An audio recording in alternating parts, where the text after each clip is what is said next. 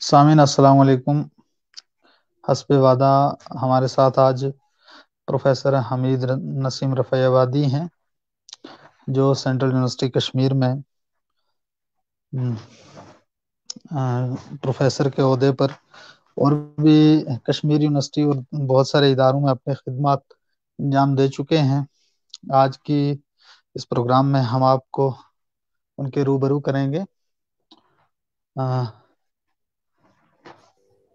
السلام علیکم سر۔ السلام علیکم ورحمۃ اللہ وبرکاتہ۔ جناب کیسے مزاج؟ وعلیکم السلام سر، خیریت سے ہیں؟ اللہ کا شکر، اللہ کا شکر۔ سر میں ایک منٹ لے آؤٹ آپ کے اس میں دیتا، اس میں سنگل میں رکھتا ہوں، آپ اپنی سیٹنگ کر لیں۔ جی یہ میں نے سنگل میں رکھا، جی ٹھیک، آپ اس کی سیٹنگ دیکھ لیں۔ تو سامعین، ہمارے ساتھ جو لوگ بھی ہمارے ساتھ جڑ رہے ہیں، میں ان سے ملتمس ہوں کہ اس پروگرام کو اپنی وال پر بھی شیئر کریں۔ پروفیسر حمید نسیم رفیع آبادی کا نام کسی طریقے سے بھی محتاج تعارف نہیں ہے۔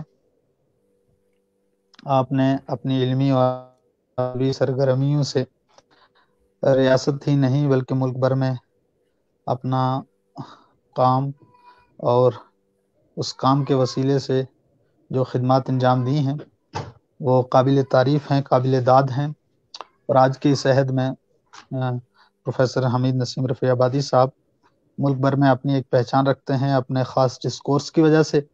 سر میں پہلے تو ایک روایتی سوال ہی پوچھنا چاہوں گا، ہمارے ساتھ دھیرے دھیرے لوگ جو ہے وہ جڑ رہے ہیں، تو اس حوالے سے چونکہ روایتی سوالات ہمیشہ ہوتے ہی ہیں ہر ایک انٹرویو میں، تو میں یہاں بھی چاہوں گا کہ آپ اپنی جو تعلیمی سرگرمی رہی اور ابتدائی تعلیم اور اس کے بعد آپ نے جو علی گڑھ کا سفر کیا اور دوسرے اداروں میں جہاں جہاں سے آپ نے تعلیم حاصل کی اور اپنے علمی سفر کا آغاز کیا، تو وہ تفصیلات سامعین تک پہنچ جائیں۔ کسی کو اگر آپ کے تعلق سے کوئی مضمون لکھنا ہے یا کچھ بھی، تو اس کے لیے یہ سہل رہے گا۔ اعوذ باللہ من الشیطان الرجیم، بسم اللہ الرحمن الرحیم۔ ضیاء بھائی، اصل میں دوابگہ سوپور رفیع آباد میں پیدا ہوا، جی، اور وہیں میری تعلیم ہوئی تھی۔ وہاں کا جو ہے ہمارا ہائی اسکول تھا، پہلے مڈل اسکول تھا، اس کے بعد ہائی اسکول، تو وہاں سے میں نے میٹرک پاس کیا۔ اس کے بعد پھر میں وہاں سے سوپور کالج چلا گیا، اور وہاں میں نے عربک اور آرٹس کے مضامین کے ساتھ جو ہے بی اے کا امتحان امتیاز کے ساتھ پاس کیا۔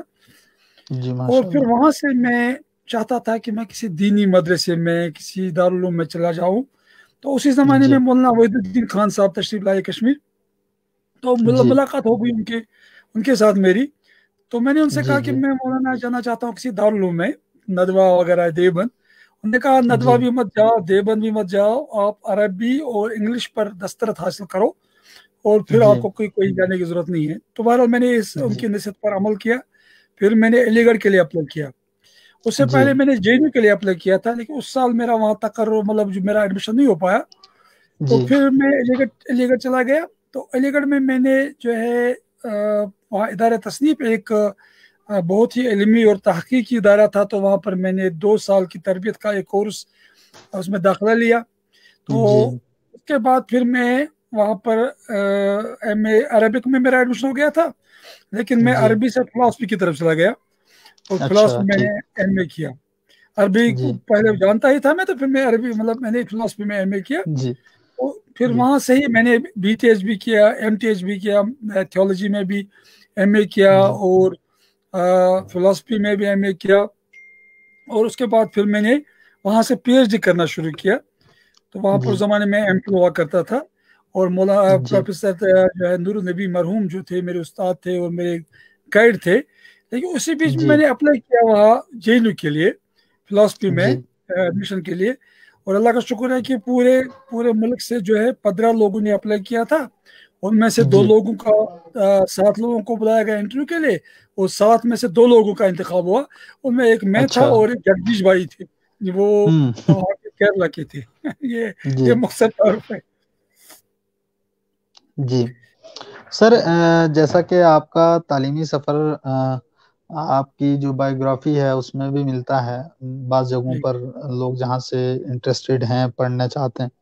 میرا ایک خاص مقصد تھا اس پروگرام کے لیے، جی چونکہ میرے اس سے پہلے جتنے پروگرام صفا سالار نصرت پر ہوئے، مختلف ادیبوں اور شاعروں سے ہماری ملاقات ہوئی۔ اب یہ کہ اس دور میں علم کلام یا فلسفہ کے تعلق سے بہت کم لوگ ایسے رہ گئے ہیں جو مشرقی دنیا میں، بالخصوص ہم جموں کشمیر کی بات کریں اور ہندوستان میں، تو مطلب گاہے گاہے کوئی ایسی صورت نظر آتی ہے کہ علم کلام کے حوالے سے لوگ لکھتے ہیں یا اس میں انٹرسٹڈ ہیں۔ ہمارے یہاں بہت سارے الزامات بھی ہیں کہ عموماً جو ہمارے یہاں اردو میں جو بھی فلسفہ یا علم کلام کا موضوع ہے، یہ چربا ہو کر کے آیا، ریئلٹی پر بہت کم لوگوں نے لکھا ہے۔ یعنی ریئلٹی سے مراد فلسفیکل ٹرم نہیں ہے یہاں، ریئلٹی سے میری مراد کہ بالکل حقیقت کی تلاش جو ہمارے یہاں مشرقی علوم کے تحت ہونی چاہیے تھی، وہ یہاں لوگوں نے نہیں کی۔ اب آپ نے اس موضوع پر اچھا خاصا کام بھی کیا ہے، اور میں اگر سچ کہہ رہا ہوں تو میں سمجھتا ہوں آپ 100 کے قریب کتاب ہیں۔ تو جو آدمی 100 کتابوں کے آس پاس مصنف ہو، اور جس کے درجنوں مضامین مختلف رسائل میں چھپ چکے ہوں، اور جس کا اپنا علمی سفر جو ہے وہ یونیورسٹی یعنی اعلیٰ تعلیم سے جڑا ہوا ہو، تو ظاہر سی بات ہے کہ وہ اس کی نظر علوم کے مختلف شعبہ جات سے رہتی ہے۔ ایسے میں آپ کا ایک خاص میدان رہا ہے فلسفہ، آپ اس سے بہت گہرائی سے جڑے رہے۔ تو ایک یہ وجہ سامعین تک پہنچے، پھر ہم یہ بھی جاننا چاہیں گے کہ آپ کی تصنیفات کیا کیا رہیں جو آپ نے اس موضوع پر خصوصاً جو لکھا ہے۔ تو پہلے آپ تو سامعین کو یہی بتائیں کہ آپ کا انٹرسٹ اس طرف کیسے بنا کہ آپ علم کلام کی طرف آئے، فلسفی کے آپ طالب علم تو رہے ہی ہیں، تو یہ سامعین تک یہ بات بھی پہنچنی چاہیے۔ بالکل، یہ آپ نے صحیح فرمایا کہ آج کے زمانے میں لوگ علم الکلام، فلسفہ اور اس قسم کے موضوعات کے مضامین کے ساتھ ان کا اتنی دلچسپی ان کی نہیں ہے۔ جی جی مشکل سے آپ کو لوگ ملیں گے جو ان مضامین کو اس طرح سے پڑھتے ہیں کہ اس پہ جی کچھ کام بھی کریں اور سنجیدگی سے ان کو لیں۔ ہوں لیکن مجھے شروع سے ان چیزوں کے ساتھ دلچسپی تھی۔ اس کی جی وجہ یہ ہے کہ علامہ اقبال کے افکار کا مطالعہ کیا تھا، ان کی شاعری پڑھی تھی۔ جی ریکنسٹرکشن کا مطالعہ میں نے بی اے میں ہی کیا تھا، بی اے سے شروع کیا تھا۔ ماشاء اللہ، اور اسی طرح سے ماشاء اللہ، اللہ کا شکر ہے۔ اور پھر غزالی کا نام بہت سنا تھا، امام غزالی رحمۃ اللہ کا نام سنا تھا، ابن جی رشد کا نام سنا تھا، اور پھر ابن جی خلدون، ابن تیمیہ، اور یہ سب بڑی بڑی شخصیات کا نام میں نے اپنے استاد محترم پروفیسر فاروق بخاری صاحب سے سنا تھا، جو ہمیں سوپور کالج میں عربی کا مضمون پڑھاتے تھے۔ تو اچھا اکثر یہ ٹھیک، ہم ذکر سنتے تھے، تو وہ بتاتے تھے کہ یہ لوگ بڑے علم کلام کے اور فلسفہ کے بڑے شناور تھے اور نے بڑا کام کیا ہے۔ تو مجھے دلچسپی پیدا ہوگی۔ جی اس سے پہلے تھوڑا سا میرا فلسفے میں جی تجسس تھا۔ میری والدہ چاہتی تھی کہ میں ڈاکٹر بنوں، MBBS کروں، لیکن میرا کبھی شوق ڈاکٹر بننے کا نہیں تھا۔ تو بہرحال تو اس لیے اچھا میں نے جب پہلے ایڈمیشن لیا تھا سائنس میں سوپر کالج میں، پھر اس کے بعد میں آرٹس میں چلا گیا۔ فلاسفی کا میں نے اسٹڈی جی کرنا شروع کیا میں MA کے لیول پر علی گڑھ میں۔ تو لیکن یہاں پر جی میں فلاسفی کے بجائے جو یہاں پر ہمارے یونیورسٹی کالج میں جو ہے فلاسفی کی کلاس میں جی جایا کرتا تھا، حالانکہ میرا وہ کوئی پیپر نہیں تھا، ایسے شوق کے طور پر جاتا تھا۔ جی اور وہاں پر ہمارے جو پروفیسر بچہ صاحب، غلام رسول بچہ صاحب، جو مطلب مسلم جی ایجوکیشن ٹرسٹ کے بانی بھی ہیں، بہت مشہور شخصیت ہے ماشاءاللہ، ہمارے استاد رہے ہیں۔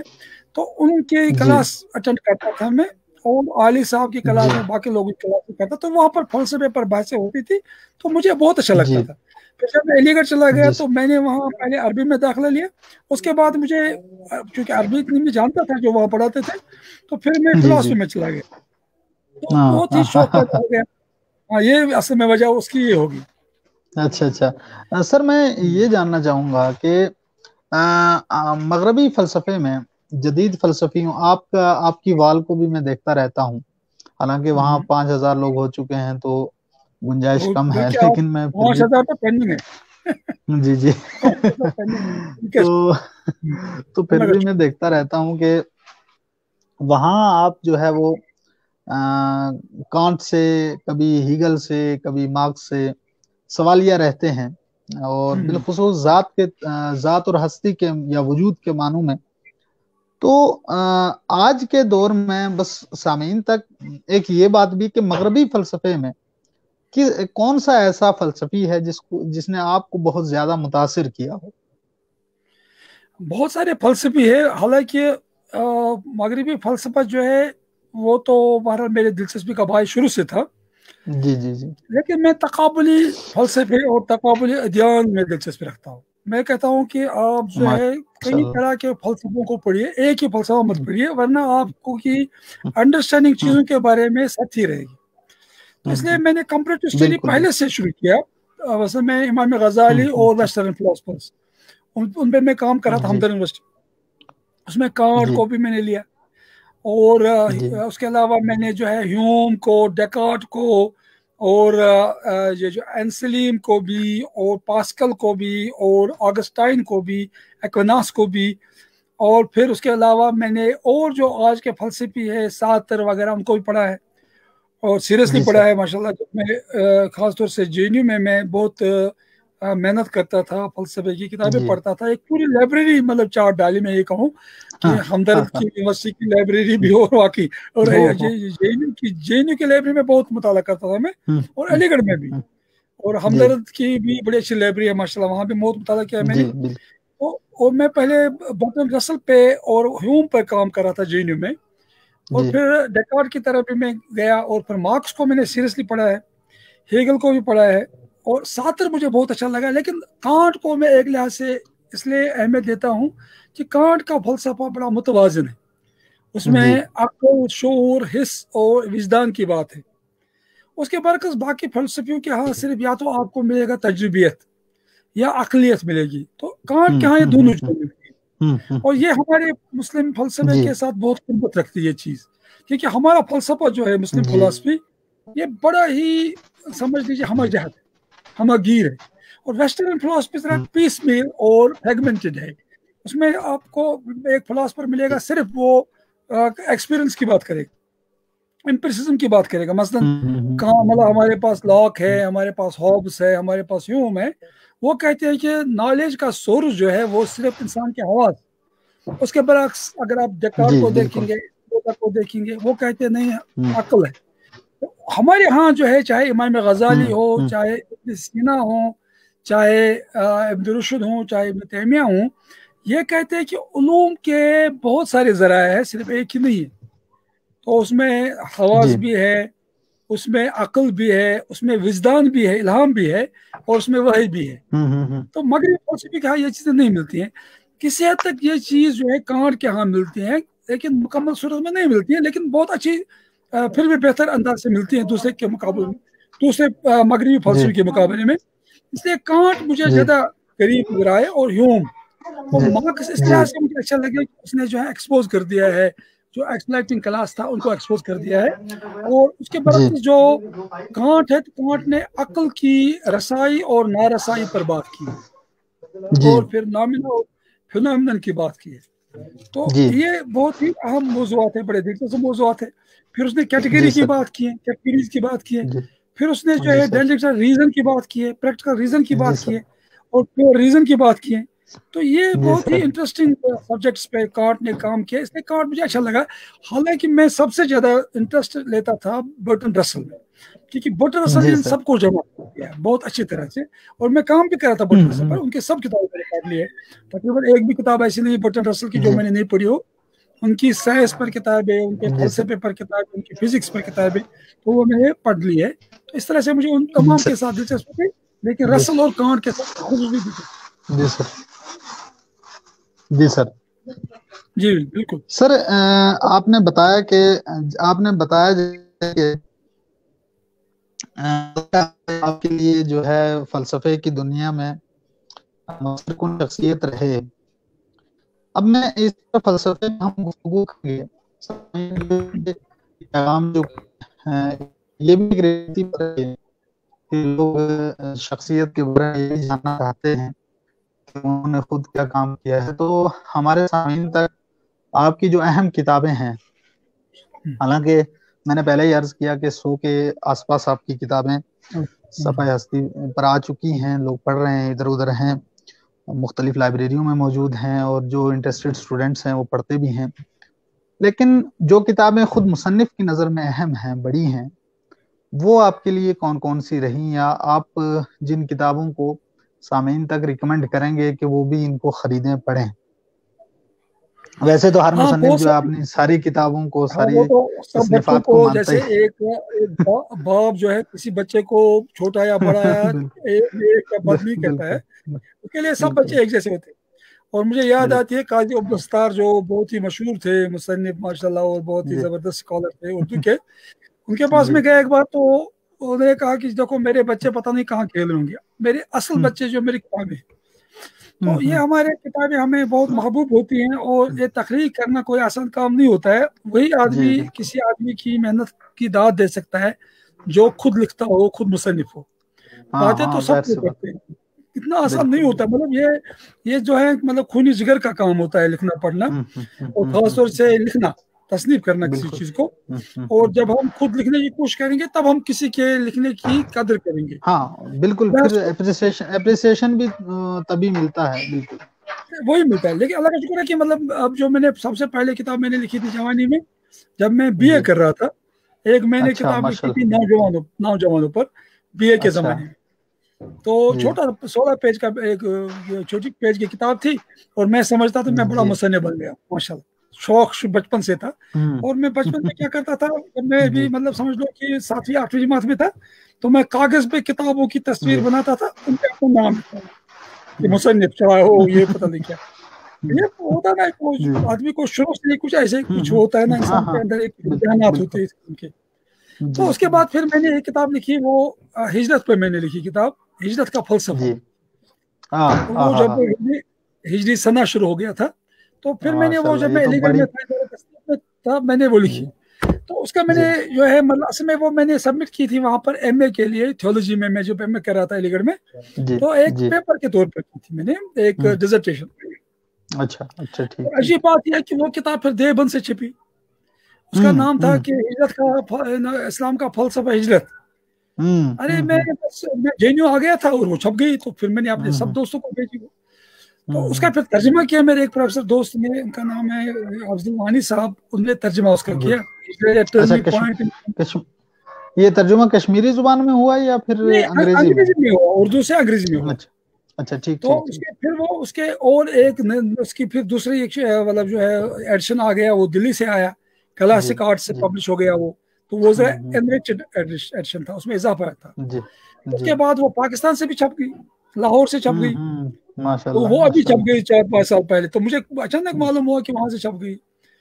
اور اس کے بعد پھر وہ جو ہے رائٹ وے والوں نے چھاپی ہے یہاں پر دلی سے، اور آدم پبلیکیشن والوں نے چھاپی ہے دلی سے انگریزی میں. اور پتہ نہیں کتنے عرصے اس کے آ چکے آج تک. یہ پہلی کتاب تھی تو بہت اہم کتاب تھی یہ تحقیقی. اور اس کے بعد پھر میں نے دوسری کتاب لکھی، وہ تھی ورلڈ ریلیجنز پر. تو ورلڈ ریلیجن اس میں نے تمام مذاہب کو اسٹڈی کیا ہے. اس میں کچھ آرٹیکلز اور لوگوں کے بھی ہے لیکن میرے اکثر ہیں. تو وہ اس کا world religion and Islam a critical study, وہ 2 والیوم ہے. اس کے بعد پھر میں نے اور کتاب لکھی سینٹس اینڈ سیویئرس آف اسلام، وہ صوفیوں پر، صوفیہ کرام پر ہے.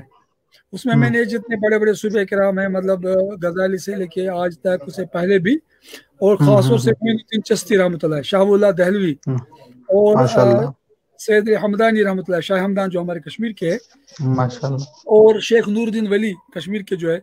تو ان کے علاوہ جو ہے اور بھی بہت سارے لوگوں پر میں نے اس پہ لکھا. اس میں ابن سینا پر بھی آرٹیکلز ہے، باقی لوگوں پر بھی ہیں. تو یہ کتاب بہت اہم ہے. تو یہ بھی چھپ گئی، دلی سے چھپی، آدم پبلیکیشن والے، یہ سروپ اینڈ سنز والوں نے چھاپی دلی سے. اور اس کے بعد ایک کتاب میری اور ایک کتاب آئی ہے، بڑی کتاب 3 والیومز میں، وہ ہے challenges to religions and Islam, study of movement trends and personality. 3 volume کی کتاب ہے. تو یہ چھپی ہے، کئی بار اس کے ایڈیشن کو ہی آ چکے ہیں. اس میں تمام بڑے بڑے اسکالرس کے بارے میں، موومنٹس کے بارے میں، جو فلاسفی کی موومنٹس ہے، علم الکلام کی موومنٹس ہے، اصلاح کی موومنٹس ہے، تجدید کی موومنٹس ہے، ان سب پہ لکھا ہے. اللہ کا شکر ہے. اور اس کے بعد پھر ایک میری اردو میں کتاب آئی ہے، مختصر تاریخ فلسفہ اسلام. تو وہ اصل میں مانو والوں نے مجھے کہا تھا لکھنے کے لیے جی مونوگراف کے طور پر، تو میں نے لکھا، پھر اس کو میں نے اضافہ کر کے کتابی صورت میں چھپ گئی، وہ تقریباً 200 پیج کی کتاب ہے، وہ مختصر تعارف ہے مسلم فلسفے کا۔ اس میں ہم نے علم کلام کو بھی لیا ہے، فلسفہ کو بھی لیا ہے، اور تصوف کو بھی لیا ہے، اور جی خاص طور پر جو ایران کے بڑے بڑے صوفی ہیں، ملا صدرہ ہے، اور اسی طرح سے جو ہے باقی جو ایران کے بڑے بڑے فلاسفر گزرے ہیں، جن کے بارے میں لوگ عبداللہ واری صاحب ہے، اور ملا ہادی ہے، تو ان پر بھی ہے، اور اس کے علاوہ شاہ اللہ دہلوی پر بھی ہے، اس میں سر سید پر بھی آرٹیکلز ہے، اور جی اس کے سر علاوہ اقبال پر ہے، ابن سینا پر ہے، ابن رشد پر ہے، ابن عربی پر ہے، اور باقی جتنے بھی آپ کو نام بتائے تو سب پر ہے، اور اس میں علم جی الکلام پر بھی باقاعدہ مضامین ہیں، اور علم الکلام، فلسفہ، تصوف، تو چھوٹی سی کتاب ہے لیکن ماشاءاللہ بہت ہی عام کتاب، اس کو بھی میں ریکمنڈ کروں گا۔ اس کے علاوہ میں نے جو ہے ایک اور کتاب لکھی، اسلامی عقائد، تو ایک نئے انداز ہے، وہ 550 پیج کی کتاب ہے، وہ میرے بہت سارے مقالات کا مجموعہ ہے، اور اس میں نے ان تمام موضوعات پر فلسفیانہ انداز سے اور متکلمانہ انداز سے بحث کی ہے، تو اس میں جو ہے میں نے تراجم بھی کچھ شامل کیے جو میں نے ترجمے کیے تھے بڑے بڑے علماء کے، یوسف قرضاوی صاحب اور دوسرے لوگوں کے مضامین کے، ان کا بھی حوالہ دیا، اور اس میں بھی فلسفیانہ انداز کی بحثیں، اور پھر اس کے علاوہ میری تفسیر قرآن کی چھپی ہے، سورہ فاتحہ کی، 600 پیج کی ہے تقریباً، ماشاء اللہ اللہ کا ماشاء شکر ہے، اللہ ماشاء اللہ 600 پیج کی ہے، تو وہ چھپی ہے دلی سے، تو اس کا نام ہے قرآن السٹریٹڈ، یعنی سورہ فاتحہ، تو اس میں نے پہلے قرآن کے نزول کی تاریخ بیان کی ہے، پھر متشابہ، محکمات، اور پھر ناسخ، منسوخ، تدوین، جمع، جو بھی علوم القرآن سے متعلق موضوعات ہیں ان پہ اچھی خاصی بحث کی ہے، ماشاء اللہ ماشاء اللہ الحمدللہ۔ اس کے بعد پھر میں نے بسم اللہ الرحمن کی شرح کی، بسم اللہ الرحمن کی شرح کی ہے، اس کے بعد سورہ ماشاء فاتحہ اللہ کی شرح کی ہے، ماشاءاللہ، وہ ایک اس میں لنگوسٹک فلسفی کو بھی میں نے پیش کیا ہے، کہ ہمارے علماء نے کیسے لنگوسٹک انداز سے الفاظ پر بحث کی ہے، علم المعانی اس کو کیسے بتایا ان لوگوں نے، تو وہ ڈیٹیل میں ڈسکس کیا، مثلا الفاظ کے کیا کیا معنی ہیں، کہاں سے آئے، کیسے آئے، کیونکہ میں نے جی جو ہے لسانیت کے فلسفے کا مطالعہ جے میں کیا تھا، جے میں نے ماشاء کہتا اللہ ماشاء اللہ ایک نئے انداز کی وہ تفسیر، اللہ کا شکر، وہ بھی بہت ہے، اہم ہے، اور اسی طرح سے پھر میری اور بھی بہت ساری امام غزالی پر 4-5 کتابیں، میری 4 کتابیں ہیں، ایک غزالی اینڈ ویسٹرن تھاٹ ہے، ایک Ghazali's impact on western philosophers emerging جی فرام سر ڈاٹ، ایک جی غزالی ایز اے فلاسفر، اور پھر جی سر پرومیننٹ آف اسلام ہے، وہ بھی کتاب ہے میری، فرام شاہ ہمدان ٹو شیخ نور الدین، وہ میری کتاب ہے، اور صوفیزم اور رشزم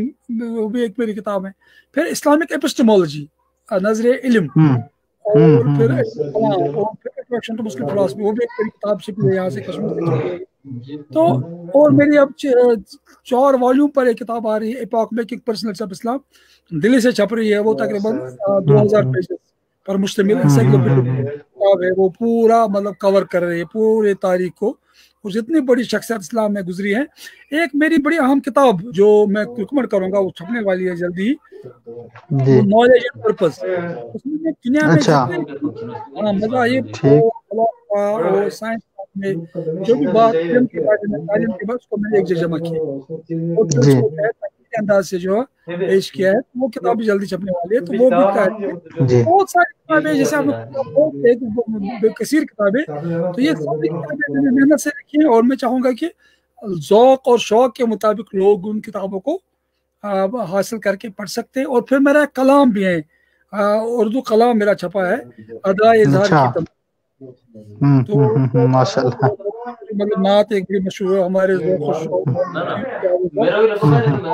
تو یہ جو اردو شاعری پر کتاب ہے، تو یہ بھی اس طرح سے بہت ساری کتابیں ہیں، ماشاء اللہ، اللہ کا شکر ہے۔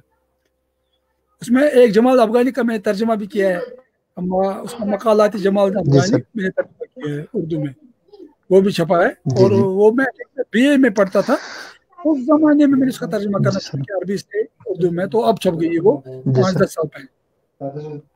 جی سر سر یہ جیسا کہ آپ نے یہ اپنی کتابوں کا تعارف پیش کیا، اور میں نے تو پہلے ہی عرض کیا کہ علم فلسفہ پر آپ کا اچھا خاصا جو ہے وہ ایک طریقے سے نظریاتی بحث آپ نے چھیڑی. اور ہمارے یہاں جموں کشمیر میں تو یہ کلچر آپ بھی سمجھتے ہیں کہ اس عہد میں بہت کم لوگوں کو معلوم ہے. تو میں یہ جاننا چاہوں گا کہ فلسفہ، جیسے کہ آپ نے پہلے ہی ذکر کیا کہ آپ نے کانٹ کو پڑھا، اور پھر آپ ہیگل کے مثلا وہ آپ کے مطالعے میں رہے، اور سارتر کا مطالعہ کیا آپ نے. تو کانٹ سے آپ کسی حد تک متاثر بھی ہوئے، چونکہ اس کے ہاں تجربی اور مشاہداتی علوم پر جو بحث ہے آپ کی نظر میں وہ بالکل ایک طریقے سے معتدل ہے، یعنی اس میں وہ تجاوز نہیں کرتا ہے. یہاں ہم ایک سوال جو ہے اکثر رہتا ہے، میرا اپنا جو پی ایچ ڈی کا موضوع ہے وہ اردو شاعری میں نیستی کا تصور، nothingness, concept of nothingness in Urdu poetry. تو میں جو کہ اس میں زیادہ انٹرسٹڈ رہتا ہوں، تو میں بھی جاننا چاہوں گا اور سامعین تک بھی یہ بات پہنچے جو اردو فلسفے کو سمجھنا چاہتے ہیں. اردو میں کیا کہ فلسفہ، یہ ہمارے یہاں اکثر لوگوں نے یہ الزام لگا رکھا ہے کہ یہاں جو مشرق میں فلسفہ جیسے بھی پہنچا ہے وہ کاپی ہے، نقل ہے، وہ اصل نہیں ہے، یعنی وہ چربا ہے، کسی دوسری زبان سے لیا گیا ہے.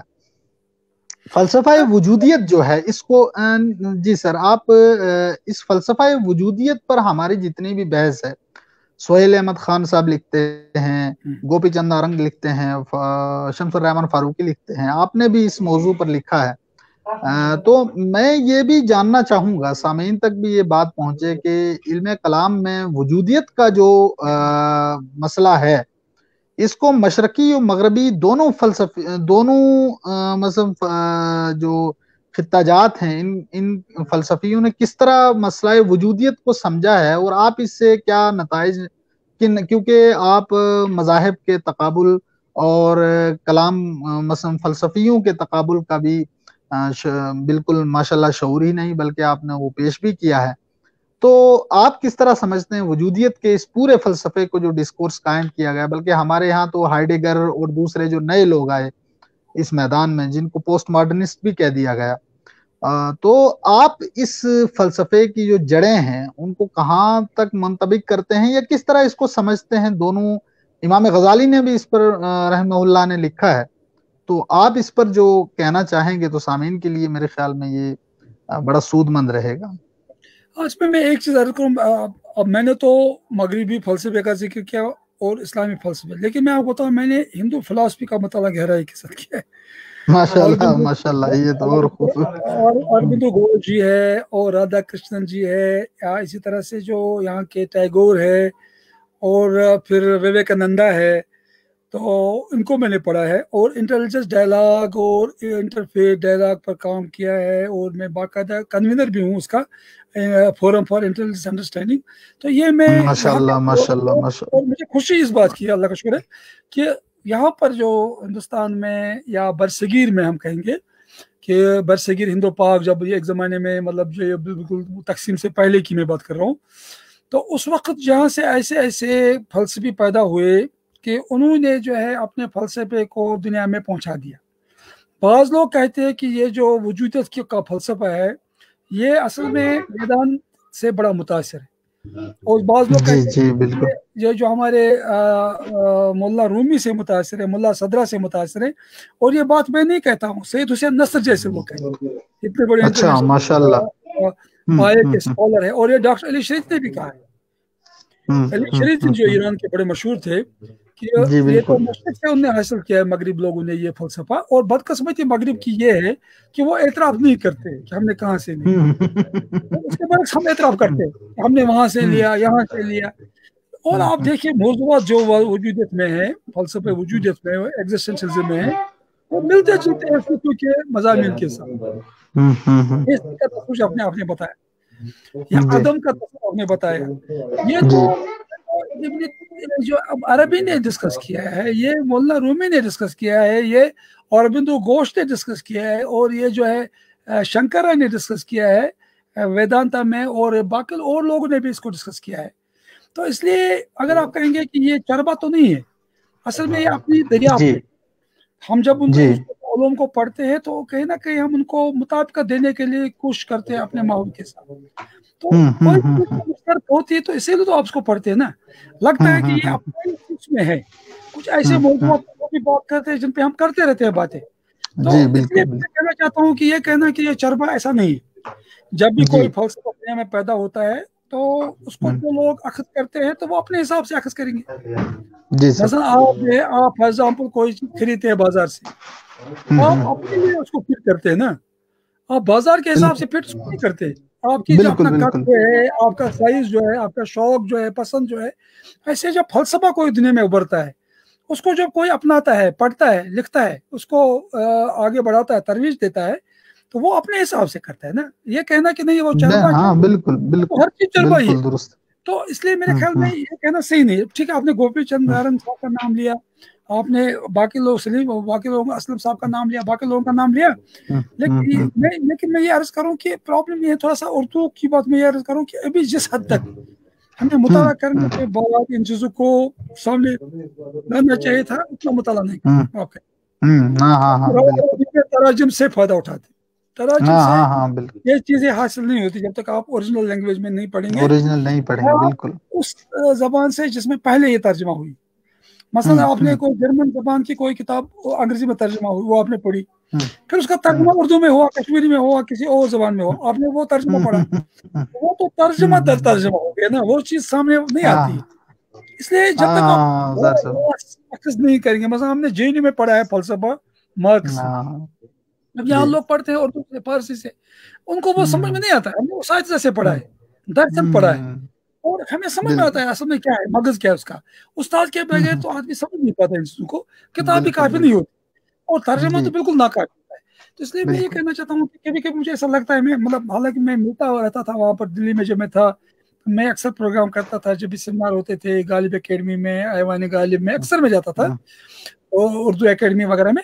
تو لیکن مجھے وہاں جب میں ان سے بات ان موضوعات پر ہوتی تھی تو مجھے ذرا مایوسی بھی ہوتی تھی کہ مطلب گہرائی سے پڑھائی نہیں کی لوگوں نے ان کی, جیسے اپنے زمانے میں اقبال نے کی, علی شریف نے کی تھی. گہرائی کے ساتھ وہاں جا کے معلوم کیا تھا کیا فلسفہ ہے.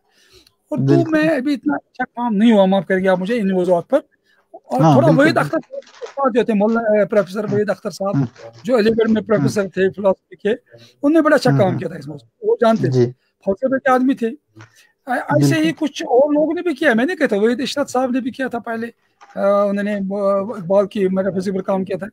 لیکن جہاں تک وجودت کا تعلق ہے, میرے ایک دوست جی جو تھے, ان کا نام ہے ماشاء اللہ وہ لطیف کاظمی صاحب, علی گڑھ میں اس وقت ہیڈ آف ڈپارٹمنٹ فلسفی ہے.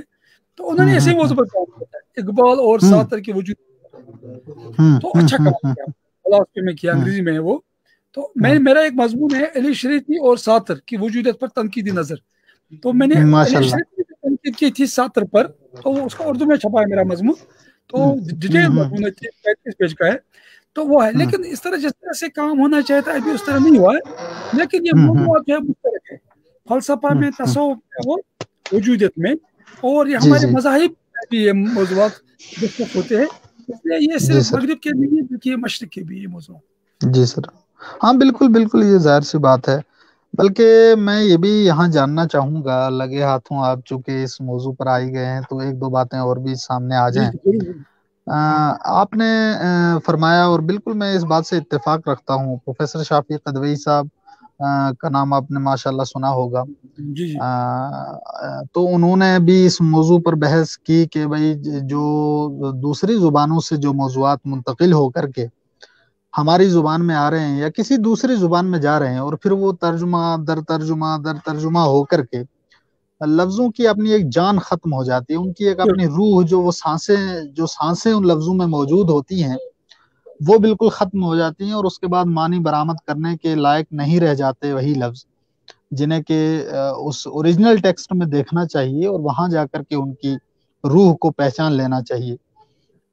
یہ بات تو بالکل اتفاقیہ ہے, اس میں تو کوئی نہیں. اب یہ کہ سارتر کا ذکر آپ نے کیا, تو ہمارے ہاں جو مثلا جیسے سینٹرل یونیورسٹی کشمیر میں بھی, میں خود اس موضوع پر میں نے وہاں جتنا عرصہ کام کیا, تو وہاں پر ایک سبجیکٹ ہوا کرتا تھا, یہ جس کو تھیوری کہتے ہیں وہ, تو تھیوری کا ہے, کریٹیسزم میں آ جاتا ہے وہ ٹاپک. تو اس میں بھی سارتر کو پڑھایا جاتا ہے لنگوسٹک کے حوالے سے, لفظوں کی معنی پر جب وہ گفتگو کرتا ہے, اور لفظوں کے معنی کو نئے لفظوں کو حال کے مطابق معنی عطا کرنے کی بات کرتا ہے. تو سارتر آپ کے مطالعے میں رہے اور بطور استاد آپ نے سارتر کو پڑھا، بطور شاگرد بھی آپ نے اپنے طالب علمی کے زمانے میں بھی اس کا مطالعہ کیا ہے. تو ہمارے سامعین تک یہ بات پہنچے کہ سارتر کا جو فلسفہ ہے بنیادی طور پر، چاہے وہ زبان کا ہے یا پھر وہ علم کلام کو کس طریقے سے، وجود و ہستی کو کس طریقے سے سمجھتا ہے، تو یہ بات لگے ہاتھوں اسی، کیونکہ جو پہلا سوال ہم نے کیا اسی سے ملتا جلتا ہے، تو میں چاہتا ہوں کہ اس پر بھی آپ روشنی ڈالیں. دیکھیے پرابلم یہ ہوتا ہے کہ اصل میں جب ہم لینگویج میں یا الفاظ کے لحاظ سے ساتر جیسی شخصیت کو پڑھتے ہیں تو اس کو محدود کرتے ہیں. وہ پرابلم یہ ہوتا ہے کہ اصل میں جب تک اس کو آپ کلی طور پر نہیں لیں گے ساتر کو، تو ان کے الفاظ کے معنی کیا سمجھیں گے. دیکھیے فلسفے کا طالب علموں میں ہم ہر چیز کو اس کی روٹ، ایسنس اور مینیفیسٹیشن تک لے جاتے ہیں. کہاں سے نکلا ہے لفظ، ایسا کیوں کہا انہوں نے، اس کے معنی کیا ہے، ان کے دنیائے معنی کیا ہے. ہر چیز کے پیچھے لفظ جو ہوتا ہے نا، ایک کائنات کا حصہ ہوتا ہے. اس کائنات سے باہر آپ جائیں گے تو وہ اجنبی بن جائے گا وہ لفظ. ہم کیا کرتے ہیں، جیسے اس کو کاٹ کے نکال دیتے ہیں اور اپنے مطلب کے لیے استعمال کرتے ہیں. وہ جڑیں ختم ہو جاتی ہے اور سوکھ جاتا ہے وہ لفظ. اور لفظ کیا، وہ جیسے آپ نے صحیح فرمایا کہ جاندار نہیں رہتا ہے، اس میں جان نہیں رہتی ہے. آپ اس کو استعمال کرتے ہیں لکڑی کے طور پر، جبکہ وہ شاخ تھا ایک درخت کا، ایک دو تناور درخت چنار کا شاخ آپ نے نکال کے رکھ دیا اور اس کو آپ استعمال کر رہے ہیں جلانے کے لیے، جبکہ وہ زندہ و جاوید ایک چیز تھی. جب وہ اس کی ایک روح ہے، اس کی ایک سانس ہے. بالکل. تو یہ دیکھیے، یہ ہمارا پڑھانے کا انداز جو ہے نا، یہ صحیح طریقہ نہیں. میں نے اپنا ڈیولپ کیا تھوڑا سا میتھڈالوجیز کی. جب تک اس کے فلسفہ کو آپ پہلے نہیں سمجھیں گے، پھر ان کے الفاظ کو آپ سمجھیں گے. ساتھ اس کے لیے ایک وجودی فلسفی ہے. اور وجودت میں کیا ہے، وجود پہلے آتا ہے، معنی بعد میں آتے ہیں. جیسے خود کہا ہے existentialism, humanism is existential, existential humanism. وہ کہتے ہیں first man exists, then he surges up, then he defines himself. یعنی آدمی پہلے زندہ رہتا ہے، وجود اس کا ہوتا ہے، اس کے بعد وہ اپنے آپ کو ڈیفائن کرتا ہے. وہ پہلے سے ڈیفائن ہوا نہیں ہے. بالکل بالکل بالکل. اس کو ہم کنڈم نہیں کر سکتے. he is condemned to be free. وہ تو فری ہوتا ہے، ایک آزاد مطلب جو ہے مخلوق انسان ہوتا ہے. بالکل. جو ہے ایک تناظر میں بات کرتا ہے، اور وہ تناظر کیا ہے، وجودیت کا تناظر، کہ انسان کا وجود کتنا امپارٹنٹ، انسان کی داخلیت کتنی امپارٹنٹ، سبجیکٹیوٹی، نہ کہ معروضیت یعنی آبجیکٹیوٹی. انسان آبجیکٹ نہیں ہے، انسان سبجیکٹ ہے، سوچنے والا، دل دیکھنے والا. ہاں یہ لیکن یہ داس میں نہیں ہے کہ وہ دنیا کے بہت سارے آبجیکٹس میں ایک آبجیکٹ ہو کے رہ گیا. سائنس نے اس کو بنا دیا. اس کے خلاف ایک جنگ کر رہا ہے کہ بھائی ہمیں آبجیکٹ مت بناؤ، ہماری ایک سبجیکٹیوٹی ہے. اور یہ شروع ہوتا ہے نا، جو کیرکیگارڈ کی کتاب ہے ادھر آر، انسان جو ہے میں نئے نئے فیصلے کرتا ہے، اور فیصلوں کس جیسے متعین ہوتا ہے وہ کیا ہے. اور سارتر نے جو بات کہی ہے کہ ایک آدمی اگر فریڈم کو اختیار نہیں کرتا ہے تو وہ اس کو بیڈ فیتھ ہے. آدمی ہر لمحے پر یہ ثابت کرتا ہے کیا وہ زندہ ہے یا نہیں ہے. وہ مثال دیتا ہے کہ ایک جو ہے آدمی جو ہے چاہے کہیں بھی ہو، تو اگر وہ ریزسٹ نہیں کرے گا آبجیکشن، اپنے آپ کو آبجیکٹ بنانے کو ریزسٹ نہیں کرے گا تو وہ ختم ہو جائے گا. جب تک اپنے اظہار کا آپ نہیں کریں گے، میں ہوں، میں، ذا، انا، تو ورنہ آپ نتھنگ بن جائیں گے، نتھنگنیس بن جائیں گے. اور یہ ٹائم میں آپ کو کرنا ہے. تو بینگ اینڈ نتھنگ کی کتاب جو ہے سارتر کی بہت بڑی کتاب ہے. بالکل. ریزن ان کی کتاب ہے، اور بھی سول ان کی کتاب ہے، اور بہت ساری کتابیں کچھ وہ بھی ان کی مطلب ماشاء اللہ کچھ ناولیں بھی ہیں، وہ بھی سب جانتے ہیں. ان تمام کتابوں میں اس نے یہی بات پیش کی ہے کہ ایک وجود بڑا امپورٹنٹ. اگر آپ اس میں آپ الفاظ لیتے ہیں، ان کے آپ اصطلاحیں لیتے ہیں، لیکن ان کا فلسفہ نہیں لیتے، اس کا پس منظر نہیں بتاتے، تو پھر وہ الفاظ جو ہے کٹ کے رہ جاتے ہیں اپنے روٹ سے، اور ان کے کوئی معنی ہی نہیں رہتے. اور فلسفے میں ہر چیز جڑی ہوئی ہوتی ہے آپس میں، ایک لاجیکل کنیکشن ہوتا ہے، منطقی ایک آپس میں رابطہ ہوتا ہے ان کا. اگر آپ نے اس کو کاٹ کے رکھ دیا، ان کے اپنے نظام میں جو ان کا اس کو کہتے ہیں ویلٹن شونگ، اس کو کہتے ہیں ورلڈ ویو. جو سارتر کا ورلڈ ویو ہے اور अगर आपने अल्फाज को वर्ड में से काट के रख दिया तो समझ लो वो मायने नहीं रहते अल्फाज के जो आप इस्तेमाल करते हैं। इसलिए पहले आप उनका फलसफा पढ़ाएं, उसके बाद उनके अल्फाज की वजाहत कीजिए, वरना आप उन मायने उन अल्फाज को किसी और मायने में ले रहे। मैं आपको बताऊं कि एक बार एक बहुत बड़े प्रोफेसर साहब, नाम नहीं बताऊंगा, अब दुनिया में नहीं है, हाँ अल्लाह मगफिरत फरमाए, वो कह रहे थे कि वजूदियत जो है वातुल वजूद है। मैंने कहा अरे हुजूर ये नहीं है वातुल वजूद, वातुल वजूद इब्न अरबी का, ये वजूदियत आज का फलसफा, ये वो पुराना फलसफा है और ये बिल्कुल डिफरेंट है। और ये बहुत बड़े फलसफे ऐसे भी है जो खुदा के बारे में खामोश है, बट बस खुद साथ था। तो उसके बारे में बाकी फलसफे जो है जैसे किरकेगार्ड वगैरह वो मानते हैं, या ऐसे बाज लोग निश्चय को भी कहते हैं वो वजूदी फलसफी है। बियॉन्ड गुड एंड इविल की किताब है, या द स्पेक ज़राथुस्ट्रा वगैरह उसकी किताब जो है। तो लेकिन हकीकत ये है कि बहरहाल जो फलसफी है तो ये खुदा की वजूद के बारे में ही बात नहीं करते, इंसानी वजूद के बारे में बात। ये समझते हैं इंसान का वजूद खत्म हो के रह गया साइंसी इजादात की मतलब मौजूदगी में, और इंसान जो है बिल्कुल बोना हो गया। इंसान साइंसी तहकीकात कर रहा है, टेक्नोलॉजिकल डेवलपमेंट्स हो रही है, उसकी वजूदियत को वापस लाया जाए, उसकी दाखिलियत को वापस, उसकी सब्जेक्टिविटी, उसकी आज़ादी को वापस लाया जाए, ताकि वो इन ऑब्जेक्ट्स में ऑब्जेक्ट होके न रह जाए। तो ये जो ये जो ना मतलब उसने ये कहा hell are others, hell are others, यानी दूसरे लोगों ने आपको ऑब्जेक्टिफाई किया है। तो लेकिन आप अपनी दाखिलियत, अपने अंदर की दुनिया में जाओ, जैसे इकबाल ने कहा था अपने मन में डूब कर पाजा सुरागे जिंदगी। ये है मैं कहता हूँ खुलासा वजूदियत का ये शेर जो है। हालांकि इकबाल जो है वो वजूदी फलसफे के से पहले आए थे, अभी ये दुनिया में नहीं आया, लेकिन इकबाल के बहुत सारे आसार है किसके वजूदी, क्योंकि मैंने इसे अर्ज किया कि इसके रूट्स असल में मशरिक में है, वेदांता में है, तसव्वुफ में है, इब्न अरबी में है और मुल्ला सदरा में है। इसलिए इकबाल ने इस किस्म की बातें की थी जो वजूदियत से बहुत मिलती जुलती है, और यही बातें जो अरबिंदो घोष ने की थी लाइफ डिवाइन में, अरबिंदो घोष ने और बाकी लोगों ने भी की थी, जो यहाँ पर टैगोर वगैरह ने भी किसी हद तक इसका जिक्र किया, लेकिन कम किया है। लेकिन अरबिंदो घोष के यहाँ तो बहुत जबरदस्त है लाइफ डिवाइन में, और इकबाल के यहाँ तो है ही, और फिर शायरों के यहाँ भी है, हमारे जो सूफी शोरा है उनके यहाँ भी है, और फिर वेदांती फलसफा में भी इसका असर है थोड़ा सा। तो बहरहाल ये कुछ बातें थी कि इसलिए मैं ये कह सकता हूँ कि अल्फाज को हमें अपने तनाजुर में देखना चाहिए, तनाजुर से अलग करके देखेंगे तो वो मुरझा जाते हैं अल्फाज, जैसे एक टहनी मुरझा जाती है जब उसको अपने दरख्त से फाड़ के हम कहीं और इस्तेमाल करते हैं। फिर उसका वो वजूद क्या होता है उसका, वो तो एक बस समझ लो बेहरकत, बेहिस्सो हरकत एक चीज होती है, और वो ऑब्जेक्ट बन जाती है, सब्जेक्टिविटी खत्म हो जाती है। बिल्कुल सर, एक बात मैं ये भी जानना चाहूंगा, अब ये सवालात इस तरह आ जाते हैं सामने के आप जैसे उस्ताद लोग जो है वो तो इनको बेहतर जानते हैं कि फलसफे में जो ही इंसान कदम रखता है तो सवालात दर सवालात बहुत अच्छा है। तो सर एक ये बात के मगरिब में गॉड इज डेड का वो किताब भी सामने आई कि खुदा मर चुका है,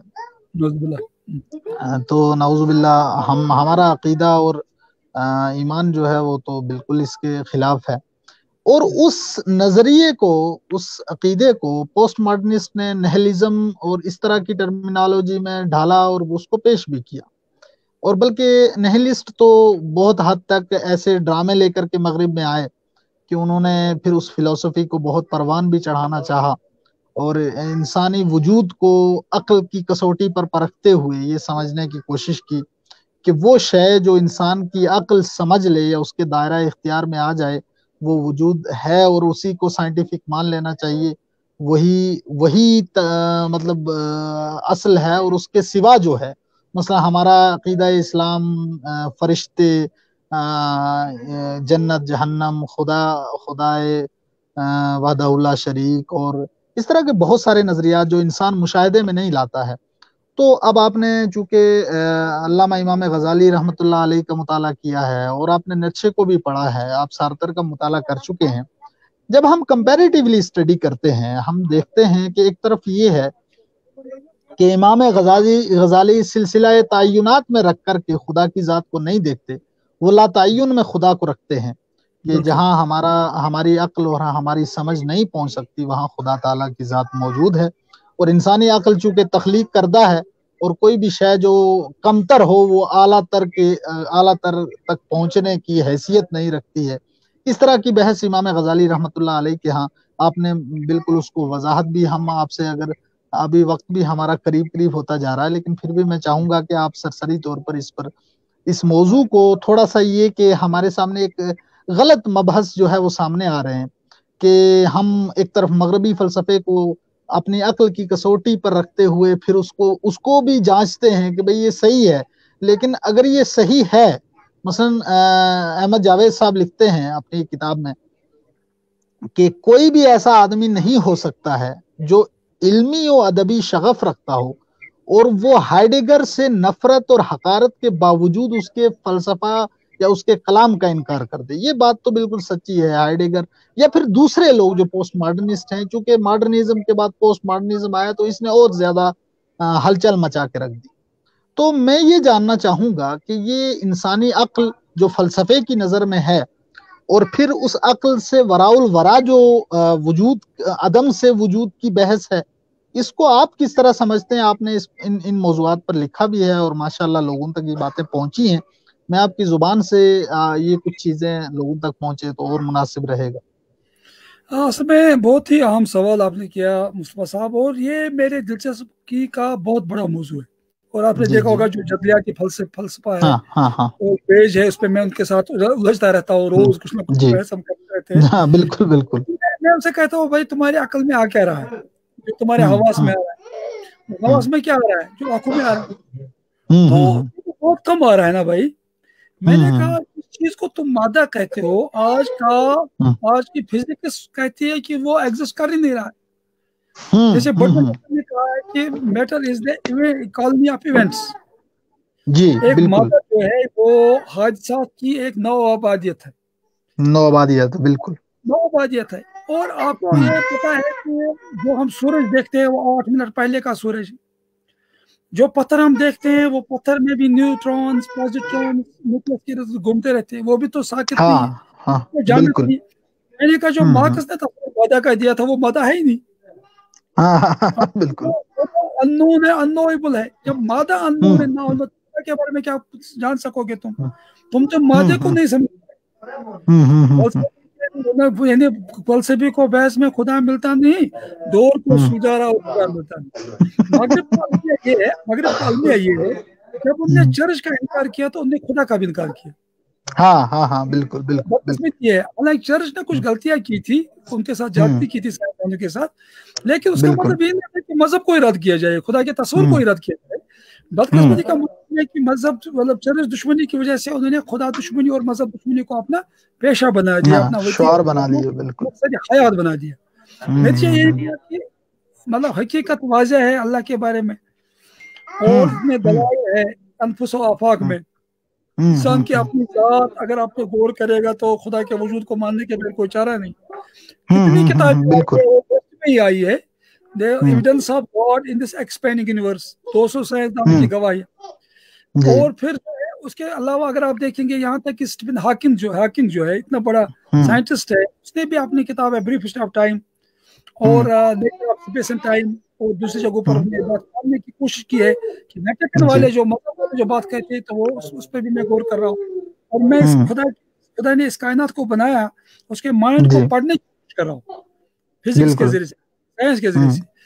تو لیکن بعد میں اس کو کچھ کنفیوژن ہوا کہ اور پھر یہ جارس جو سارٹن کی بات بھی ہے اور ساگن کی بات میں جو نے کہا میں نے اس میں پڑھا ہے.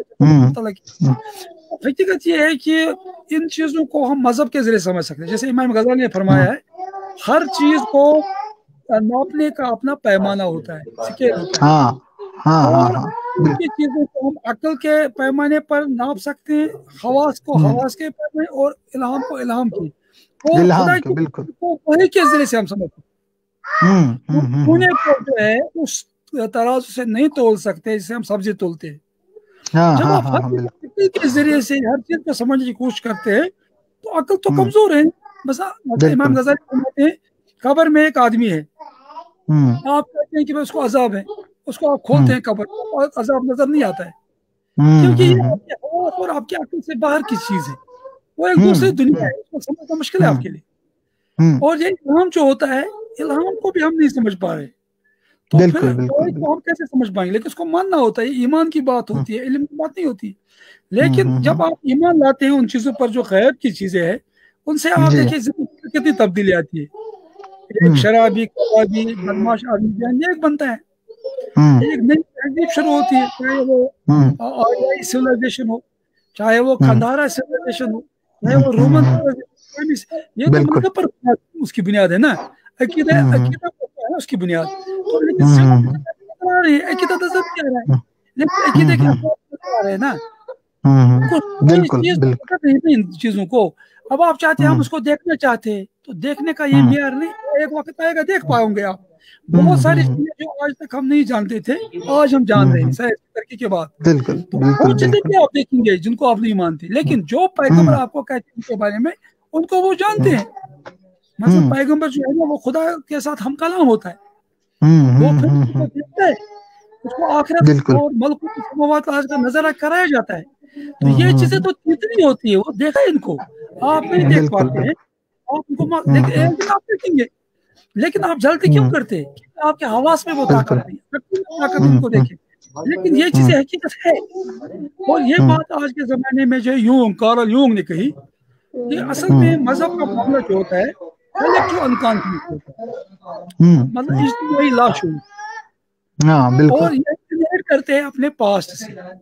और वो कहते हैं जबरदस्त बात, वो कहते हैं हमारा शूर जो है टिप ऑफ एन आइसबर्ग होता है, और हमारा लाशूर आइसबर्ग होता है। जैसे आप समुद्र में देखते हैं कि एक आइसबर्ग होता है, उसका टिप आपको नजर आता है, लेकिन समुद्र के अंदर वो पूरा आइसबर्ग होता है। तो अनकॉन्शियस जो चीजें हैं वो बहुत ज्यादा है कॉन्शियस वर्ल्ड से, इसलिए आपकी छोटी अकल में वो बहुत बड़ी बात नहीं आ सकती है। इसलिए उसको मानना होता है। जब आप मानते हैं तो आपकी जिंदगी में तब्दीली आ जाती, नहीं मानते तो आप जानवरों की तरह जिंदगी बसर करते हैं। जैसे आज वेस्ट में आप देखिए कोई मकसद ही नहीं है, शादियों का हाल देखिए, फैमिली का, देखिए उसके पीछे कोई अकीदा है नहीं, उसके पीछे हवास है, लज़्ज़त है, हेडोनिज्म है, यूटिलिटेरियनिज्म है, ये उनकी फिलॉसफीज है। तो मैंने पढ़ी है ग्लास ऑफ वाटर थ्योरीज। शादी का तस्वीर क्या है, आप एक गिलास को फेंक देते हैं, दूसरा लेते हैं, ऐसी औरत है, मतलब यानी वहाँ कोई चीज सही नहीं अपनी जगह पर। तो ये बदकिस्मती, हालांकि साइंस में कितनी तरक्की की, टेक्नोलॉजी में कितनी तरक्की की, लेकिन ढूंढने वाला तारों की गुजरगाहों का यानी मतलब वो सहर नहीं कर सका, तारीख रात सहर। तो ये बदकिस्मती ये है कि और ये तहजीब आप खुद अपने हाथों से खुदकशी करेगी, जो शाह के नाजुक पे बनेगा आशा ना पायदार होगा।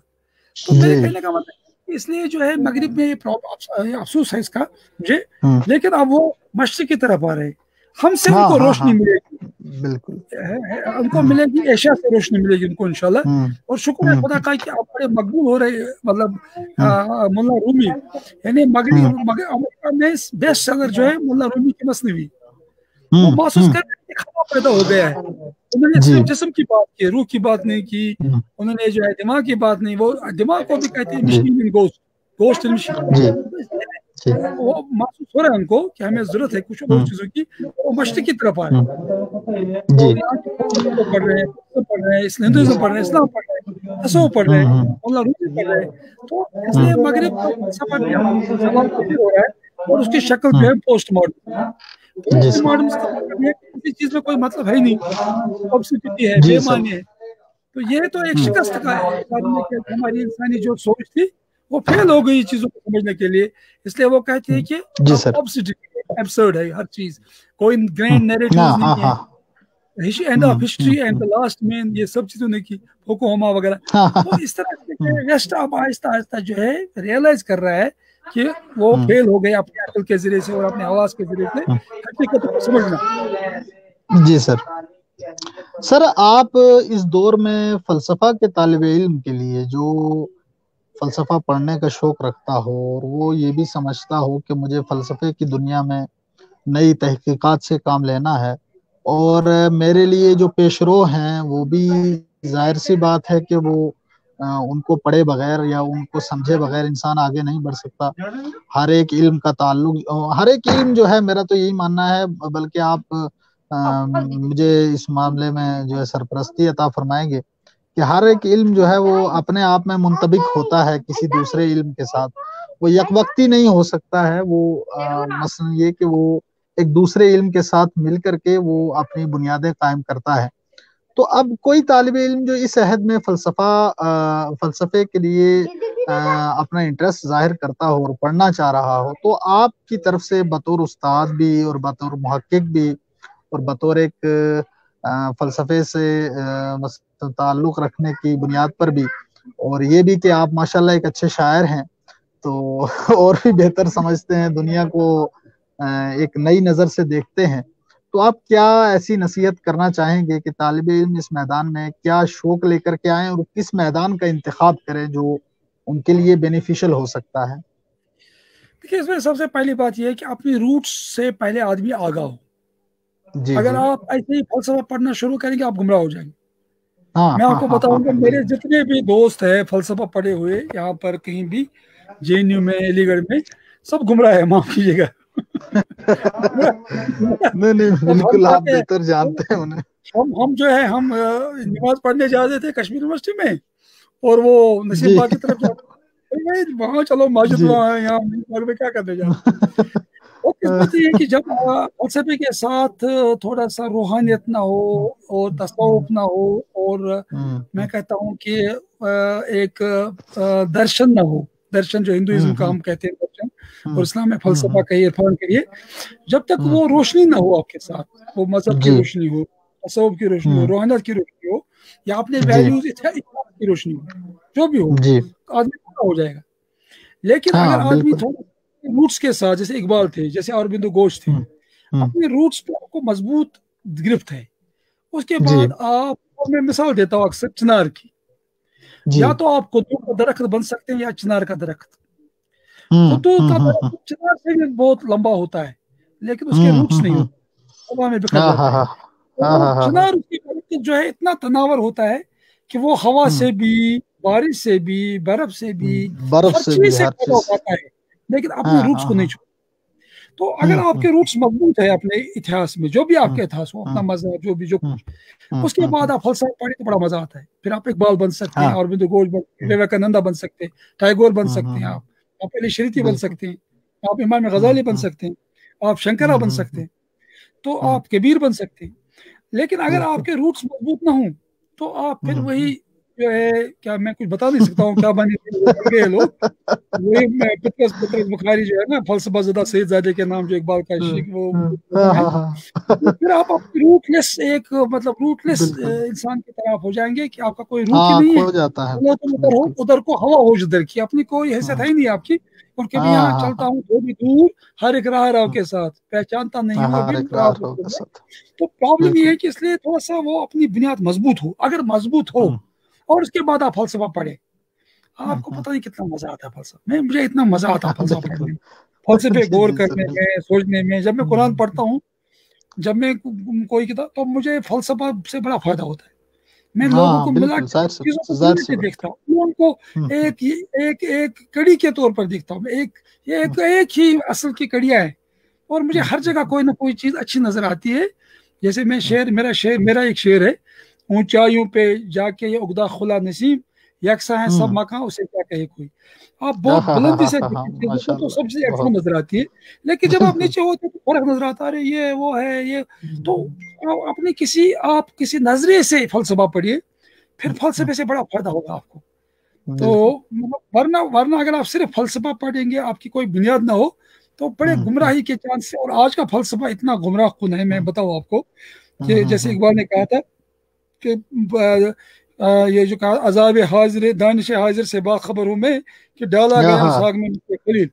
یہ عذاب بالکل ہے، عذاب ہے، بالکل کیونکہ اس میں آپ بالکل کو کوئی اچھی چیز ایسی ہے نہیں، شک ہے، ارتیاب ہے، تجسس ہے، اور کوئی منزل نظر نہیں آ رہی آپ کہ یعنی کہاں جانا بالکل ہے، کیا کرنا ہے، کیونکہ اس کے پیچھے کوئی ویلیوز بھی نہیں ہے، کوئی یہاں لے جا رہا ہے، کوئی وہاں لے جا رہا ہے۔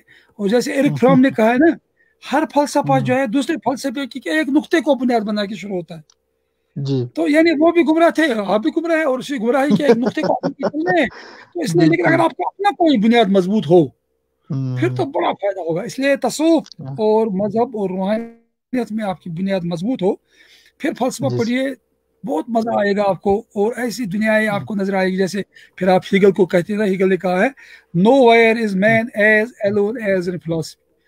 آدمی کہیں اتنا تنہا فلسفہ میں ہوتا ہے. تو فلسفہ میں لیکن ہوتا. بہت زبردست. لیکن ایک بات بڑی زبردست جو میں برکلے کی آپ کو بتاؤں گا, جارج برکلے بڑا فلاسفر تھا, اس نے بالکل کہا بالکل. کہ talk to vulgar think with learn. آپ عام لوگوں سے بات کرو, لیکن بات کرو, ہمیشہ اعلیٰ دماغ لوگوں کے ساتھ سوچو. اعلیٰ دماغ تو اعلیٰ سوچو. دماغ, بالکل. اگر آپ کا اعلیٰ دماغ ہے, اعلیٰ سوچ ہے آپ کی, پھر آپ لوگ دنیا میں رہ سکتے ہو آرام سے.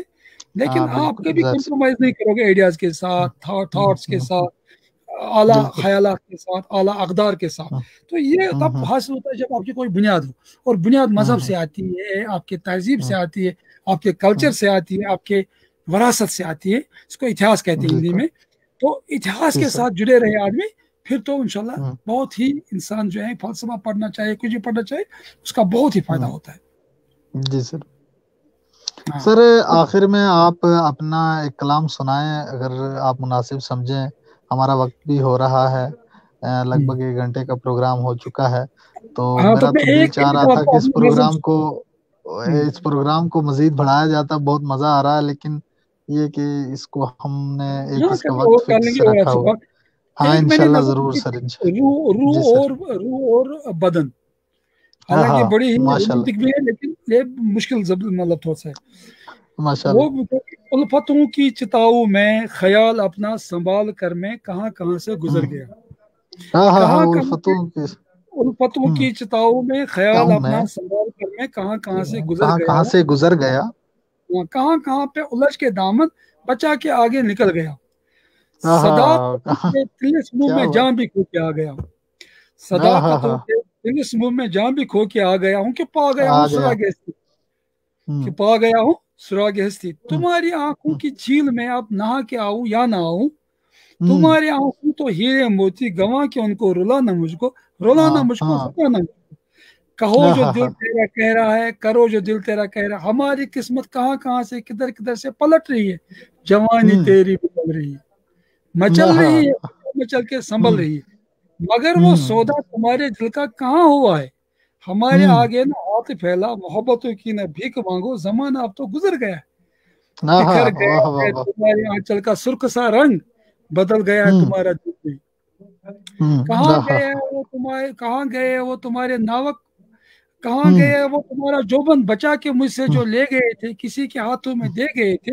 وہ خواب تھے کیا, خیال تھے کیا, تمہاری معصوم سی ادائے, تمہارے حسن ادا کی ناوک کہاں گئے ہیں, کہاں گئے. آپ سنیے, مجھے تو دیکھو میں وہی ہوں, روح کہہ رہا ہے, روح مجھے تو دیکھو میں وہی ہوں, وہی کھڑا ہوں, جہاں تمہاری سوالی آنکھوں میں جھانکنے کی سزا ملی تھی.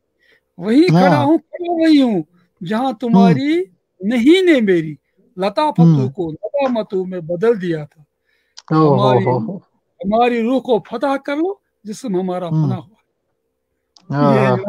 یہ نظم میں نے آسام میں لکھی تھی, تو آپ کو سنائی, ماشاء لیکن اللہ. سب یہ میری کتاب ماشاء میں. اللہ سر. ماشاء اللہ سر. آخر میں آپ کی طرف سے سامعین کے لیے کوئی پروگرام ہو, بہت سارے لوگ ہمارے ساتھ جڑے ہوئے ہیں, سن رہے ہیں, سن چکے ہیں, اس پروگرام کے ساتھ مناسبت بھی رکھتے ہیں, بہت سارے لوگ شیئر کرتے ہیں اپنے جی اپنے فیس بک وال پر اس کو. تو آخر میں کوئی پیغام آپ کی طرف سے ہو جو ہم بھی اپنے لیے بطور تعویذ رکھیں, اور ہمارے سامعین کے لیے بالکل. بھی دیکھیں, اہم.